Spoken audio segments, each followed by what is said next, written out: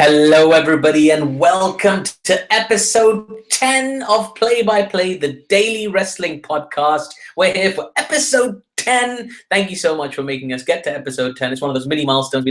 I am your host, Atif Nawaz, and with me, as always, is the man himself, the man, the myth, the legend, Mr. Arman Kirmani. Well, I don't know about a myth, but number 10 sounded like a myth when we first started this podcast, but we've got to number 10, and I'm going to be very excited when we get to number 100. You realize to make this podcast, to keep it going, we have to spend at least 1 hour together every weekday. Yeah, trust me, I'm not happy about it.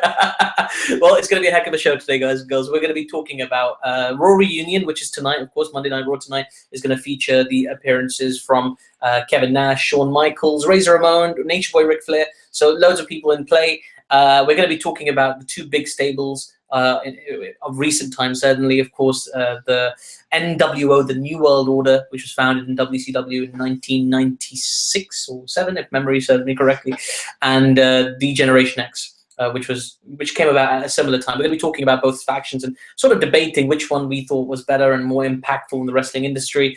We're also going to talk a little bit more about what else we can expect on tonight's Monday Night Raw, and what we think is probably the right route heading into the Royal Rumble. And we'll also be talking about it by fan request. We'll be talking a little bit about The Rock and whether he should officially retire from wrestling. This question was suggested to us by MD Rahman, so thank you so much for your question there, MD, and thank you to everybody who's been commenting on our articles on eWrestling News. Big shout out to eWrestlingNews.com, who are our partner. You can find all of our podcasts and articles on there as well. So let's kick off the show straight away, Arman, by talking about DX and the New World Order. Now, I know you're an old school WWE, WWF fan. Where do your allegiances lie? Well, no, not that old school. I mean, just after the New Generation era, I suppose, when it was coming to an end, that's really when the Attitude Era was beginning, and I think that's when DX was formed. Yep. Right before the Attitude Era was formally called the Attitude Era, and when the New Generation Era was starting to get a little bit old and a little bit stale. So it started with Bret Hart's catchphrase, "You guys are nothing but a bunch of degenerates." Well, there you go. That was important. I mean, that whole, I mean, with DX, it was kind of, the Attitude came before they were called, they were already, as you said, degenerates before they were called Generation X. And it was the whole, I think the feud between Bret and Shawn, which really started to get a lot more personal in their sort of backstage heat, which started to get a lot more realism out. And I think that there was an infamous meeting, or a famous meeting, between, Michaels and Triple H, and some of the Clique guys and McMahon. Clique. I tell you why. Let me explain why I call it Clique. It's because, let me explain why. It's spelled KLIQUE or CLIQUE. Yeah. But during WWF programming, it was called WWF at the time. Yeah. They used to have something called the Clique Cam. Clique Cam, yeah. Which was Shawn Michaels coming out with it. Yeah. So how do you differentiate the pronunciation without the UE and with?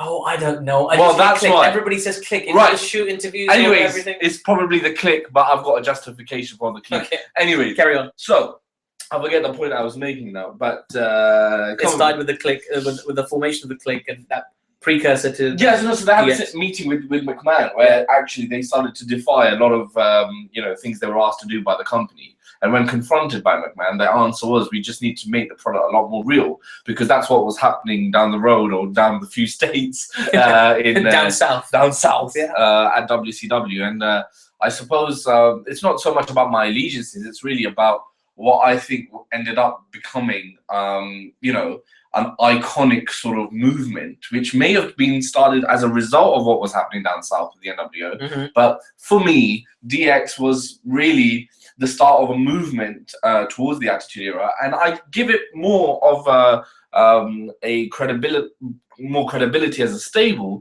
just because I feel like it was a lot more pure in terms of its members. It didn't get diluted, as I mentioned before, and it withstood the change of leadership as well. And then if we come to their iconic phrase, which was "suck it," it's not something that sounds so great now that we're adults. No. But if you think about the impact that had on pop culture and the media, and it was Mike Tyson was doing it. Do you know what I mean? Yeah, and it spread like wildfire. So for me, DX was something that took some of the attitude that NWO introduced, but well, I can't say it was in good taste because it definitely was not in good taste, and it was Michaels at his obnoxious best, and Triple H changing from his blue blood character and showing a lot more attitude, and you know, two prats basically.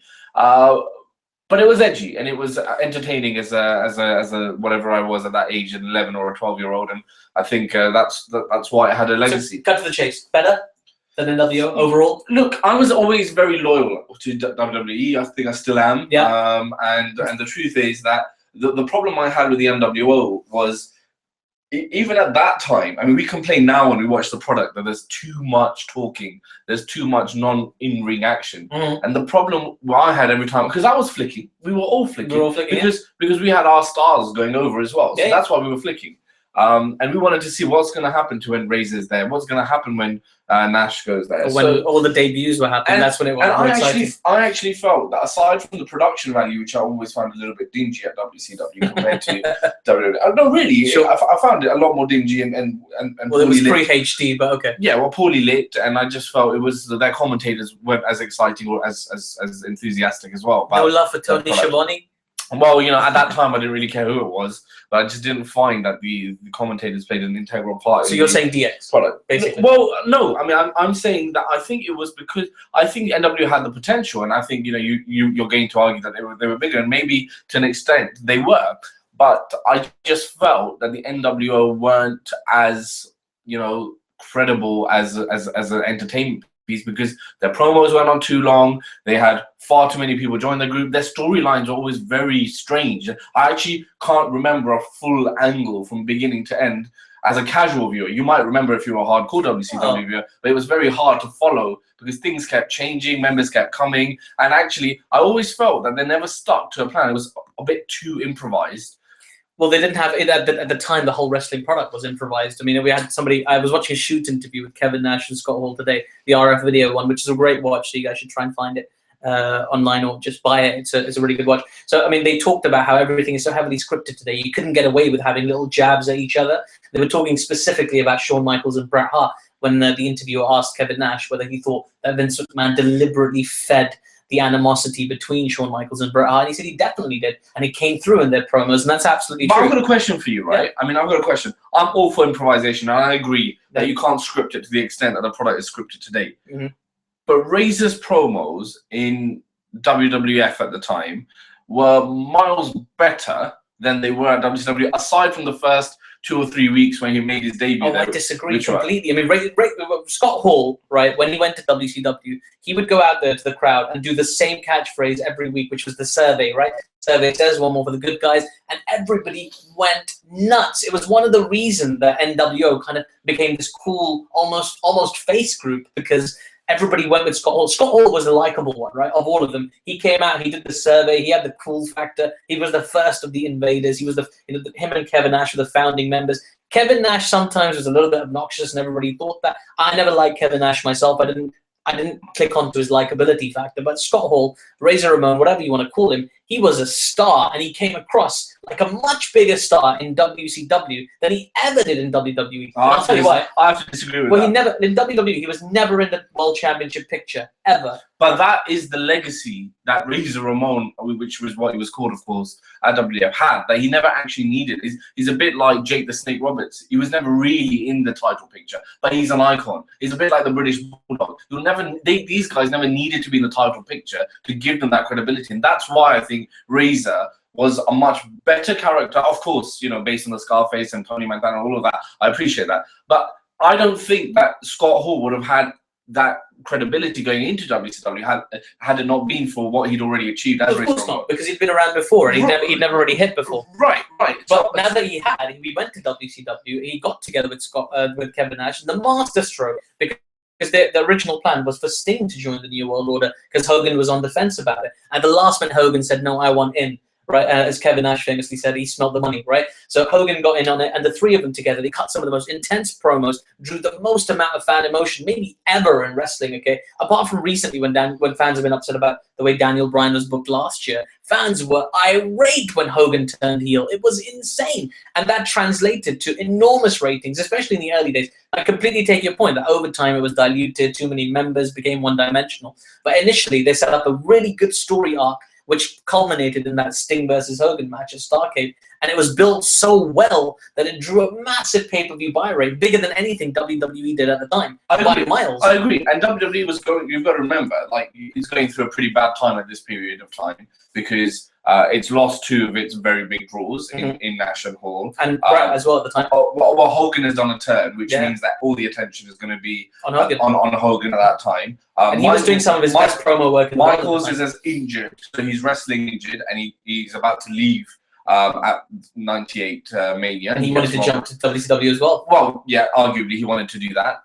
You know, I'm glad that he didn't, because I believe for his size, he would have been completely wasted. If you just look at Bret Hart and the way Bret Hart was booked in WCW, you're fair for what would have happened with Michaels. Well, and the way his attitude was at the time, you can imagine he would have blown up. Everybody would have hated him. They would have hated him. He would have hated everyone. I don't think he would have lasted very long there. And I think he would have had to be prepared to be a mid-carder for much of that, because he wasn't going to main event in front of Hogan. I don't think Michaels would settle for mid-carding. Bret Hart was different, but Bret Hart was being thrown a lot of money, and you got to remember, after the screw job, Bret Hart did lose a lot of that passion. I know Eric Bischoff always gets a bad rap, but I don't think he's completely in the wrong, because he's right. Bret Hart in WCW was a shell of his former self. Well, the other thing I think is important to realize here is, if you compare Bret and Michaels, Bret was older and at a later stage of his career as well than sort of Michaels. But he was a bigger star as well. Bret or Michaels? Bret. Bret. Well, because of the whole Montreal and the jump. Even before that, Bret, even in WWE, Bret had the biggest contract, the most money. He was selling the most merchandise. He was head and shoulders above Michaels. Yeah. Michaels, maybe some would say, was a better performer. Yeah, but there's a reason. And I would say we can't overlook this. It's in the kayfabe era. You've got to understand that Bret had been a face since 1992. Right, or 1991 even. Yeah. Whereas Michaels had only turned face in '96. So when it comes to merchandise selling, he didn't have about an extra 5 years ahead of him. 95, wasn't it, when he had to vacate the championship and stuff? Tell me a lie. Well, 95 he wins the Rumble and he's a heel. He wins. He loses at Mania and he's still a heel. And towards the end of '95, is when he had that thing with Jeff Jarrett. Remember? Right. Where he gets beaten up and all. Well, the Syracuse thing as well. Yeah. He got beaten up by the guys in the bar. Absolutely. So you know, I'm saying in terms of being a bigger star and merchandise and getting bigger contracts, a lot of that had to do with whether or not you're a babyface or heel in that era as well. So, but you know, arguably, if you say now who's a bigger star, Michaels or Bret, it's probably now slightly in favor of Michaels. Well, Michaels had those extra years. Yeah, that second Shawn Michaels run is legendary. Everybody knows that. Yeah, but coming back to sort of DX and sort of NWO. Yeah, I think that you know, you're right that they had a good angle, and it was interesting when the NWO first started with that whole Sting thing. And yes, it was outdrawing WWF at the time, which was going through, as I say, a pretty low patch in terms of its talent, and also it was struggling to accept, and McMahon was struggling to accept that we had to move across to this more edgy product. Yeah. He wasn't happy. I mean, I just don't think DX ever drew anything.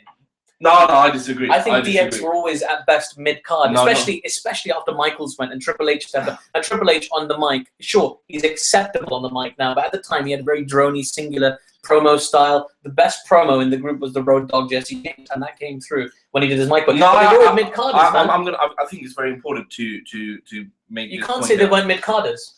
They were they were mid-carders, especially after Michaels left. But at the same time, they were very quick to make that Triple H. That was the beginning of him taking over the reins of DX and starting to lead a stable and move into. But who did he feud with? He feuded with the Nation of Domination and the Acolytes. Sorry, not the Acolytes. The DOA. But hang on, these were the guys. Yeah. These were the guys that were actually there was, apart from the McMahon and Austin, which is a once in a lifetime storyline, and The Rock. Well, no, they were not main eventing. The Rock. So this is the thing. Okay, so there was the match at SummerSlam. The Rock. I would say The Rock and Triple H at this period were both on par, because the Nation was a stable that was directly in opposition to you. We had that whole angle where DX came in and impersonated all the and the thing is, the Triple H went over at SummerSlam, and he wasn't even the leader at that point. The Rock was like side leader with Farouk, Ron Simmons.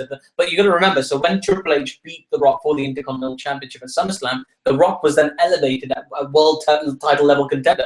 3-4 months later at Survivor Series, The Rock would be the World Heavyweight Champion, and title Triple H wouldn't see for another 2 years. But don't forget, Triple H is right now being punished for what's happened. Remember, he was No, meant but that came and went. No, it didn't come and went because he was meant to, of course, win the King of the Ring, which then went to Austin. That was 2 years ago. But yeah, it was. But what I'm saying is, can you imagine if that push hadn't been given to Triple H, and if you wasn't punished, he would have actually been made. It was all booked for him. Oh, but it was all bucks and everything. It's not ifs and buts. The position, the point you're making here is that Triple H was mid-card. I'm saying he was forced to go down the card, and he had to build his way up. And Austin had a lifetime dream. Everything fell into place. If you actually think of what we call destiny here, Austin mentioned this on his podcast, right? He wasn't meant to be in that position. But what happens at Madison Square Garden, the curtain call incident, leads him to be booked to win it. Then he gets injured in a match. He goes out to a hospital comes back. Doc Hendricks tells him, "Oh, while you were away, Jake Roberts did a Bible promo."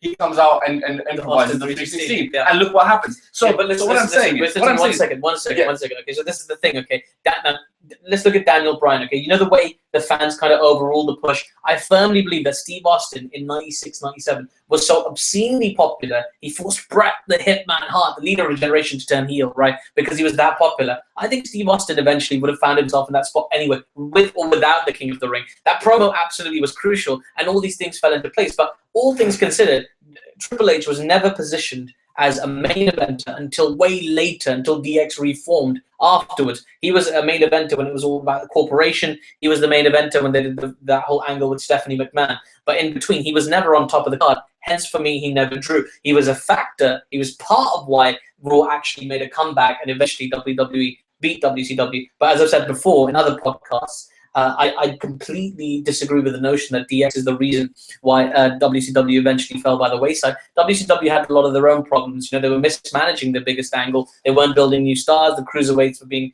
demoralized. There were so many things going wrong in WCW. But that whole kickstart motion started with the NWO. The NWO put WCW in a position where WWE would always be a distant second until WWE themselves had to reinvent themselves. Sure, DX was part of the reinvention, but for me, it was all about Austin. It was all about The Rock. It was all about McMahon. It was all about, I don't know if you remember that the Steve Austin, after he won the title from Shawn Michaels at WrestleMania, his next 2 or 3 pay-per-views were all against Mick Foley. You know, 2 or 3 pay-per-views in a row, all against Mick Foley. And you know, at the time, Mick Foley wasn't really considered a world title level player, but he reinvented himself, headlined so many pay-per-views, and eventually Kane was the next champion, and Steve Austin held onto the title. Triple H never really challenged him until way later.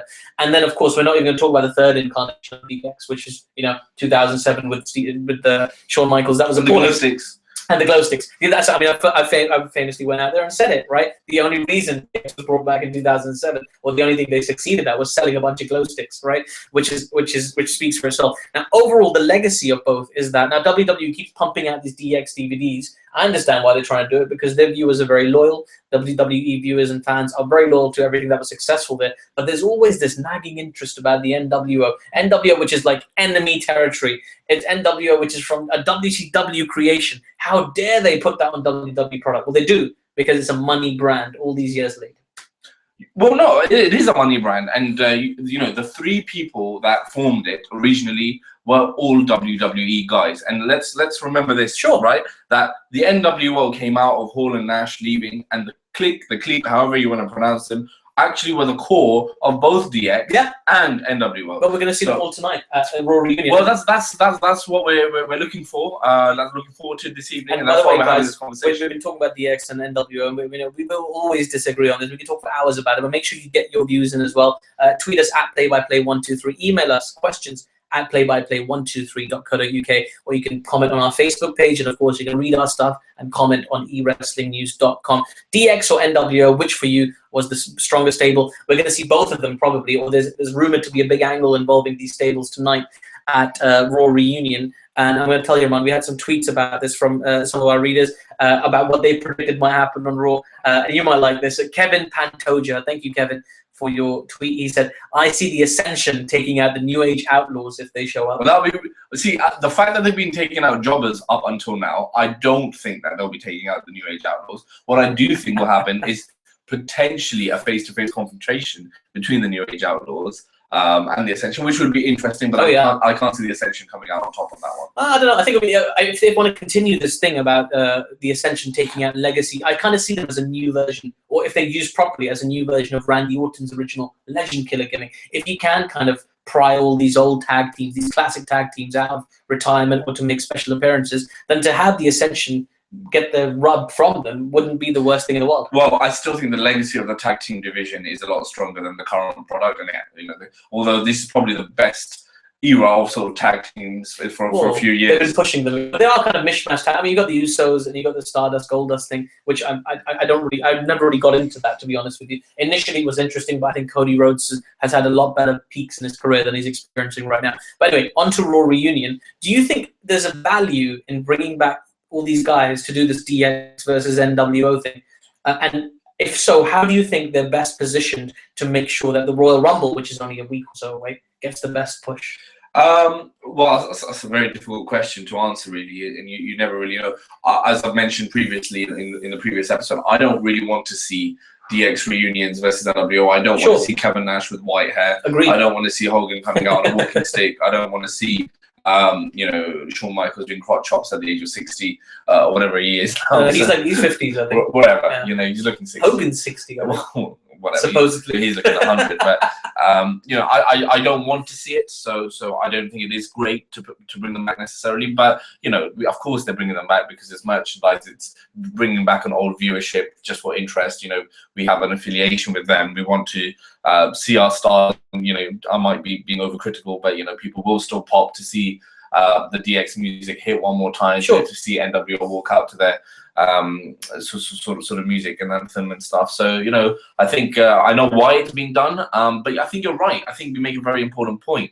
I do question the timing of such an episode leading up to such an important pay-per-view. And this is just bringing me on to a wider point, which is, and I've said it before, I just feel that WWE always miss out on the Royal Rumble as being a massive event. It almost has started to feel over the few years that it's just like another Raw or another SmackDown. Sure. And they just, they don't build around it. They kind of, the matches themselves, the endings aren't as exciting as they used to be. And this is really frustrating that, again, the build up to the Rumble has been really poor. In fact, I would say that the internet wrestling community and all of us are making it a lot more exciting as a build-up behind the WWE product than the WWE products are actually making the Rumble at the moment. Absolutely, and I agree with you completely. I wanted to bring up a point you made. I know you wrote an article on eWrestling News the other day about Daniel Bryan not winning the Royal Rumble and why you argued for Daniel Bryan not to win the Royal Rumble. But there was a very interesting comment on that article which I wanted to bring up. I think it was I can't tell the guy's name. He's written in a weird kind of Russian font, so I apologize, whomever that was. But he had a very interesting booking prediction for WrestleMania, where he suggested that all three Shield members or former Shield members would be in a three-way in the main event of WrestleMania for the World Championship. It could be achieved if Roman Reigns was maybe to win the Royal Rumble in a disputed way, or if Ambrose managed to get involved during the Fastlane pay-per-view. I don't think Ambrose is going to win the Royal Rumble at this point. Roman Reigns is kind of still there as your leading contender, with Daniel Bryan fast catching up, I would say. But yeah, so if Rollins was to go over in the main event of the World Championship match at Royal Rumble, would you be happy with that three-way main event? I'd like to see a three-way event, but I wouldn't want to call it the main event. I don't think I want to see them three fighting for the World Championship. I think it's still a bit undercooked for all three. Who would you have fighting for the World Championship? Brock. You'd have Brock in the main event, because a lot of people have already stirred up some stuff about it. So hardcore wrestling fans, I think a lot of people are worried that situation that happened at WrestleMania 20 with Goldberg and Brock Lesnar will kind of history will repeat itself. I'm going to get a little heat for this, but I still think that the climax for the John Cena storyline hasn't been achieved. I mean, he was battered by Brock, and he was unable to due to outside interference, so he actually hasn't had his fair rematch. I see where you're going with this. You want Brock versus John Cena in the main event of WrestleMania. I'm saying that I can see that happening. No, I can see that. Oh my God, I can see that happening. It may not, by the way, it may not happen as the main event for the WWE Championship. It might just happen as a grudge match or another match, and we could end up having. A triple threat. We could have Rollins as the champion and somebody else. Well, it could be, even if they didn't go with a triple threat, they could have I still think the salvation for Roman Reigns is to turn heel at some point, maybe on Ambrose. They've been playing up that brotherhood between Ambrose and Rollins a lot, and Reigns a lot recently. So I think there's a turn there coming. If the turn comes from Reigns, he will look a lot stronger as a cool heel that people can bond with. That would be interesting, right? If we had the Shield guys going in a triple threat for the championship. We had Brock finishing off his feud with Cena, which makes a good ending for Brock at Mania, because if he's leaving, either way we have to sort out that feud. And you think that Cena needs to get his win back off of him, especially after jobbing the way in which he did. But do they really want like another John? The reason a lot of people say they inserted Seth Rollins into this Royal Rumble pay-per-view is because they're worried about having John Cena Brock in another pay-per-view match, having had as many as they had already. I think that storyline is one of the better ones that Cena has been part of in many years. I mean, it's quite interesting The Rock. to see. Well, yeah, what a great story. We'll talk about The Rock in a second. No, but yeah, I mean, look, I can see that happening. But I want to know what's going to happen with Randy Orton. Yeah, he's the kind of the red herring here, or the kind of the outsider, the black horse, the dark horse, right? We don't really know what's happening with Randy Orton. Is he going to come back in time for the Rumble? If he does, will he win the Rumble? Is he going to be a heel or a face? There's so many questions about Randy Orton. And the thing is, as irrelevant as he feels right now, the guy is a star. He's one of the few kind of bona fide main eventers in the WWE at the moment. He was kind of undervalued or undermined by that whole authority storyline. Absolutely. But I think he's strong enough to come back and make some kind of statement. Is Batista coming back? I don't think so. Certainly not at the moment. He's probably going to film Guardians of the Galaxy 2 or something. Actually, he's filming his other movie, Kickboxer. I'm looking forward to that. Yeah, but isn't this the right time for him to start coming and promoting some of his work and making his annual Batista sort of Yeah, I think he's probably still scarred from what happened to him last year. How he went from a huge pop on Raw to jobbing to Daniel Bryan at WrestleMania, I don't think he'll ever work that out in his entire life. But anyway, since we're talking about movie stars, let's quickly move on, since we're running out of time, to The Rock. Okay, now the question was posed by MD Rahman. Thank you so much, MD, for your email. Should The Rock officially retire from wrestling? Oh, that's a really, really big question to ask, and I'm not sure I necessarily agree with that. Nor do I. I don't think that he should retire. I do think that I would like him to have more of a regular storyline, kind of. Just regular appearances. Regular appearances, or he should be part of the storylines a bit more regularly than he currently is. I appreciate that he can't be because of his schedule, but I think the WWE need to build around him, even if he's not on TV.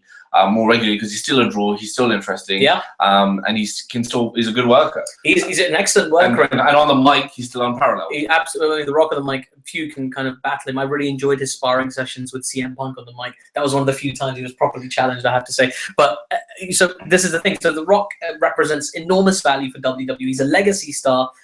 Vince McMahon is really big on The Rock. He's done loads of favors for him behind the scenes, and they're even potentially going to work on a film together. So The Rock's going to do a film with WWE Studios which is a remake of The Fall Guy. Right? I've never watched The Fall Guy originally, but apparently it's a thing, The Fall Guy. So I don't see The Rock's relationship with WWE ending anytime soon. If he almost goes into this, I'd like to see him in an Undertaker-style role at WrestleMania now, where he just has a match at WrestleMania every year against an up-and-comer. There's always something that's bugged me, because last I remember when he jobbed to Cena at Mania. Yeah. We returned the favors.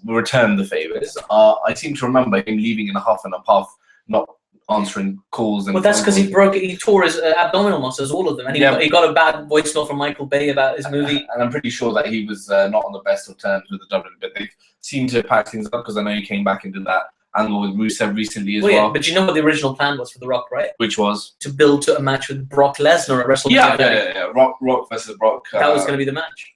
But they couldn't build to it in the end because of The Rock's injury, and also because of some of the reservations his movie star friends had about him coming back. I know Brock would have loved it. I don't think Brock would have any issues fighting The Rock. And it's that perfect meld, isn't it? The Rock versus Brock is perfect because it represents the entertainment industry. If I was The Rock and I got injured wrestling John Cena, I would definitely not put myself in the ring with Brock Lesnar. Yeah, I don't know. I mean, I think there's immense value that as an entertainment spectacle, it would be unparalleled.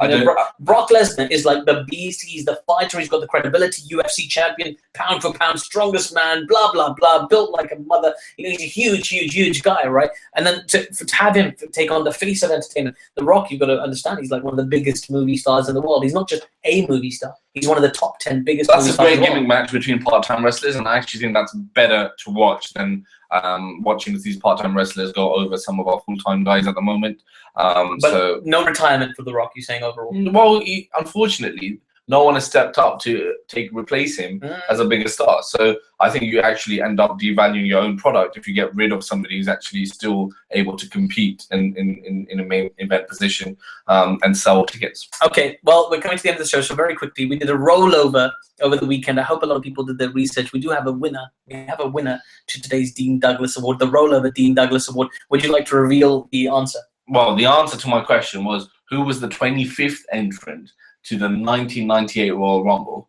And the answer was Henry Godwinn. Henry Godwinn. Wow. Was this during the Sunny era or pre or post? Or well, she was around. I actually want to talk about my match of the day today. Yeah, go on. I'll give you the question of the day afterwards. You can give me the question, but my match of the day today is a Henry Godwinn match. No way. I actually think I'm the only person who's a big Henry Godwinn fan. You might be the only one. Because one of my favorite matches, and especially as you gave him a bad review and didn't give him credibility earlier on, is between Henry Godwinn and Triple H in the Hog Pen match, which is actually the match I think put Triple H on the map as one of the best workers, because he was a heel and he went over in a very, very good match. So check it out on the network, guys. Check it out on the network's the right place to check it out. Yeah, I guess the network is the right place to check it out. You have to In Your House. It was In Your House 5 or 4 or something like that. One of those it was either 4 or 5. I remember that. But I remember the Hog Pen match, and I was quite interested. It was a really good match. It was great. It's a really good match. It was a perfect payoff as well to the snobbish, Greenwich guy rolling around the mud. It was perfect. I'm going to give you the question of the day then today. So we've talked about the NWO versus DX today. I'm going to ask you a question about the NWO era. Now, in 1997 at Starrcade, of course, Hulk Hogan faced Sting, right? That was the program they were building to for the whole year. But that year, whilst they were building the Hogan versus Sting match, there was another match that took place in between, which resulted in Hogan losing the World Heavyweight Championship, the WCW World Heavyweight Championship, for about a week and a half, right? For about a week and a half, a different wrestler held the WCW World Heavyweight Championship while WCW were building to this main event at Starrcade with Hogan and Sting. Name that wrestler. Name the wrestler who won the WCW Championship for about a week and a half in 1997, who eventually had to drop the belt back to Hogan so they could go back to the main program. So that's the question of the day. That's the Dean Douglas Award of the day. If you guys can get it, well done. And the guy who got the question right for you, of course, MD Rahman. MD Rahman. He's all over us today. Is the MD Rahman. Thank you so much for getting the right question. You are indeed, sir, the Dean Douglas Award winner of the day. Thank you. Indeed. So thank you so much, everybody, for listening. This has been Play by Play, the daily wrestling podcast, episode 10. We hope you've enjoyed it. Make sure you tweet us, playbyplay123. Make sure you email us questions at playbyplay123.co.uk. And you can like our Facebook page, which is Play by Play Wrestling. Any parting words, Arman? I've got 2 words for you. What? Oh, well, I thought it was okay, go, fair enough. You got 2 words for us. I thought it might be Rusev Rumble, but hey. Yeah, and hey, guys, don't forget to support the SummerSlam to Wembley campaign as well. Hashtag SummerSlam to Wembley. We'll talk more about that during the course of the week. But until then, have a good one, everybody. Bye-bye. See ya.